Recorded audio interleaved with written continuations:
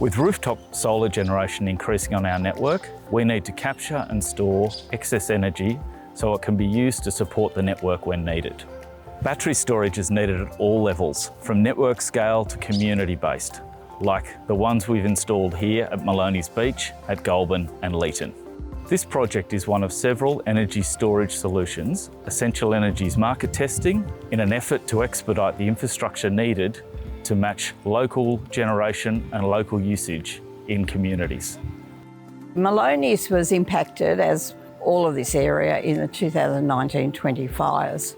We went for most probably a month with none or intermittent power. We just felt we needed to become more resilient, more able to look after ourselves. Regional areas, more so than the city, need resilience. They need to be able to combat whatever nature decides to throw at them. I think battery is the way we've got to go. You know, in this case, a community battery. Excess energy storage is a key component to managing the power system as more renewable energy comes into the grid.